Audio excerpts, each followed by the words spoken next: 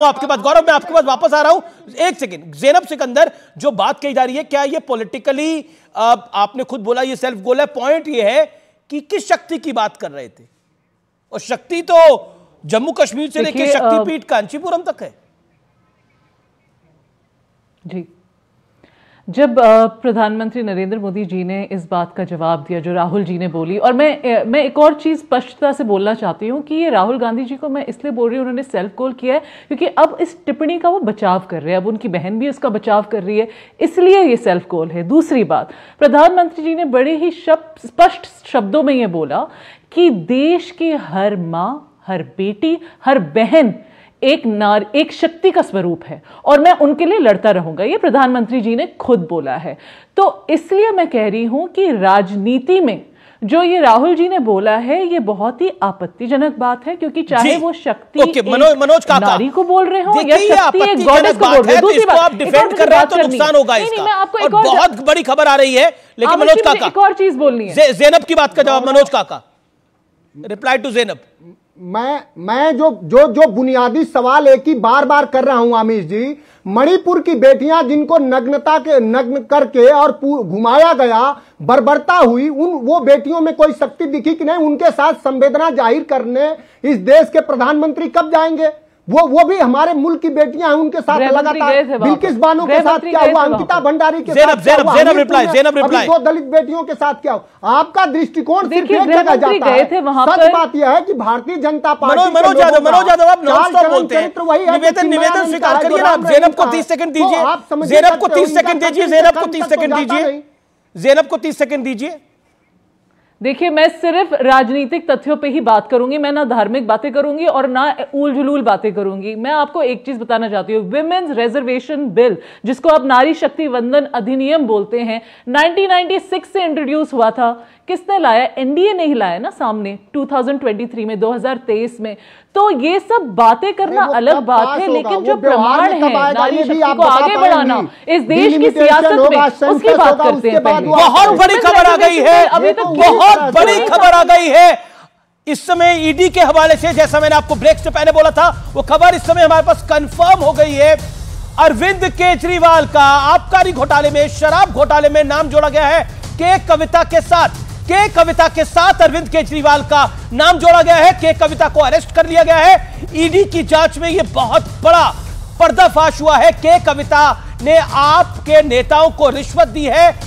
इस वक्त की यह बहुत बड़ी खबर है। दिल्ली के मुख्यमंत्री हैं के कविता, बीआरएस के चीफ चंद्रशेखर राव की बेटी है और वो अरेस्टेड है इस समय, वो गिरफ्तार है इस समय।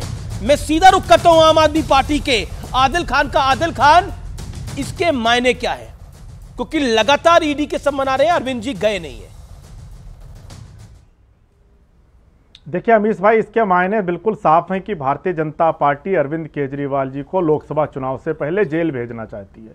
ये हम बार बार कह रहे हैं, और ये इसलिए कह रहे हैं कि आज तक इस तथाकथित शराब घोटाले में 500 से अधिक छापेमारी की गई, 1000 से अधिक टीम तैनात है, जगह जगह छापेमारी की गई, 25 पैसे की कहीं रिकवरी नहीं हुई। आपने देखा कि जब अरविंद केजरीवाल जी को ईडी नोटिस भेजता है और अरविंद केजरीवाल जी ईडी से कहते हैं कि आप हमको किस हैसियत से बुला रहे हो, इसका जवाब दो, वो कोर्ट जाते हैं और कोर्ट अभी दो दिन पहले अरविंद केजरीवाल जी को जमानत देती है। उसके बाद एक दिन ईडी कोर्ट गई है, 1 तारीख की डेट लगी हुई है, उसके बाद भी ईडी समन भेज देती है। तो ये साफ जाहिर है कि ये जो समन लिखे जा रहे हैं, जो पूरा षड्यंत्र रचा जा रहा है, ये भारतीय जनता पार्टी नाम जोड़ा गया है, के कविता के साथ नाम जोड़ा गया है। ओके, पॉलिटिकली बीजेपी डर रही है अरविंद केजरीवाल से, ये आम आदमी पार्टी का कहना है। गौरव भाटिया। नहीं अमीर जी, मैं इस पे बाद में आऊंगा, लेकिन मैं एक आपत्ति दर्ज करता हूं, और जो करोड़ों समर्थक है भारतीय जनता पार्टी के, वो देख रहे हैं। जब मैं अपनी बारी में बोल रहा था तो सपा के प्रवक्ता बीच में कूदे और उसके बाद आपने वो वहां पे काट दिया मेरा वक्तव्य। उसके बाद आप चले गए सपा के प्रवक्ता के पास दोबारा। आप बोल लीजिए। क्या आपके कार्यक्रम में जो लोग बीच में बोलने लगते हैं, क्या बोलना चाह रहे हैं, उनको अलग समय मिल जाता है? गौरव, अभी आप और जो व्यक्ति शिष्टाचार निभाता है, जो अपनी बारी का इंतजार करता है, उसको समय नहीं मिलता है। नहीं, ऐसा नहीं, ये तरीका ठीक नहीं है। ऐसा बिल्कुल नहीं है। आपको चाहिए आप आत्मचिंतन करें। नहीं देखिए, बिल्कुल मुझे आप गलत बात है आत्मचिंतन ये के लिए कह रहे हैं, आप अपनी बात को बहुत तो गलत रखिए। बात है। मैं अपनी बात को रखूंगा और मैं यही कहूंगा, 1 साल से ज्यादा समय हो गया मनीष सिसोदिया की बेल नहीं हुई।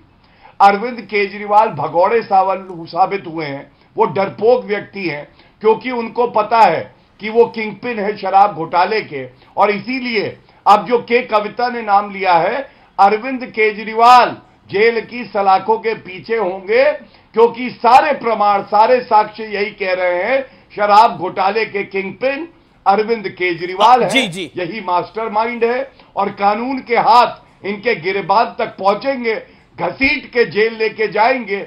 यही उम्मीद देश का आदिल रिप्लाई 30 सेकंड्स।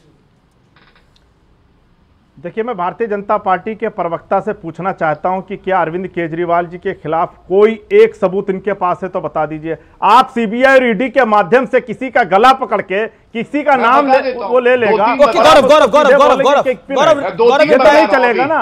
आपके हाथ में सीबीआई और ईडी है, जिसका पूरे देश में आप गलत तरीके से उपयोग कर रहे हैं। लगातार आप एजेंसियों का आदिल खान, आपने सबूत मांगे, सबूत लाइव पेश करने वाले गौरव भाटिया। सीबीआई ईडी को भेज कर चंदा भी ले रहे हैं, आप क्या बात करेंगे? ओके, अरे चंदे की कहानी तो कुछ और है। ओके, चलिए, समय यहां समाप्त हो गया, लेकिन चंदे की कहानी यह है कि जिस पार्टी की केंद्र में भी सरकार है और 8 राज्यों में सरकार है, उसको 8,000 करोड़ का चंदा मिल रहा है, और जिस पार्टी की एक राज्य में सरकार है उसको 1,700 करोड़ चंदा मिल रहा है, वो टीएमसी है। अब बताइए क्या कहेंगे, चंदे पे भी बहुत सारा खेल हो रहा है। हालांकि आगे देखिए क्या क्या होता है।